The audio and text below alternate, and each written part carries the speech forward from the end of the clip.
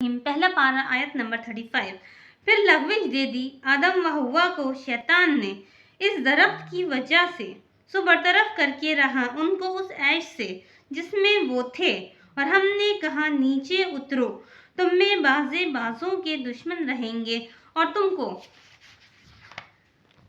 کو زمین پر چندے ٹھہرنا ہے اور کام چلانا ہے ایک میعاد معین تک۔ ایک میعاد معین تک مطلب ہوتا ہے ایک وقت تک کام، اللہ کا کام کرنا ہے۔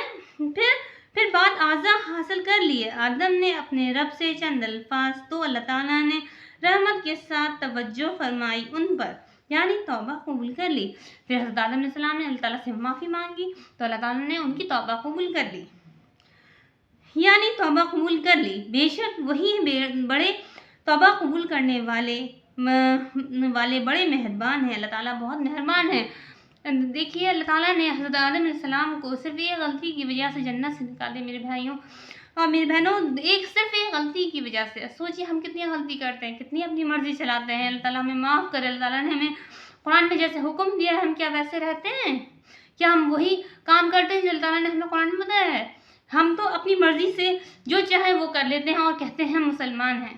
ہمیں اپنے اللہ تعالیٰ کے حکم کو ماننا ہے، جب ہم انشاءاللہ تعالیٰ جنت میں جائیں گے، ورنہ اللہ تعالیٰ ہم یہاں پہ بھی بربادی ہے اور وہاں تو بربادی ہے ہی ایسے لوگوں کے لیے جو اپنے آپ مسلمان کہتے ہیں۔ تو اللہ تعالیٰ نے ہمیں کچھ کام بتائے ہیں، وہ کام یہ ہے 5 وقت کی نماز پڑھنی ہے، نمبر 2 غریبوں کا، رشتہ داروں کا حق دینا ہے، نمبر 3 روز قیامت پر یقین رکھنا ہے، نمبر 4 سوالی اور غیر سوالی سب کا حق دینا ہے، نمبر 5 اپنی شرمگاہوں کی حفاظت کرنی ہے، چاہے مرد ہو چاہے وہ عورت ہو، حرام رشتوں سے اپنے آپ کو محفوظ رکھنا ہے، اپنی حفاظت کرنی ہے، نمبر 6 ہم اپنے وعدوں اور اپنے عہدوں کو پورا کرنا ہے، اور اپنی امانت میں جو بھی ہمیں کسی نے امانت دی ہے اس کو پوری طرح سے اس کی حفاظت کرنی ہے اور اس کو ادا کرنا ہے، اور نمبر 7 اپنی گواہیوں کو ٹھیک دینا ہے۔ اب یعنی کہ ہمیشہ سچ بولنا ہے میرے بھائیوں اور میری بہنوں۔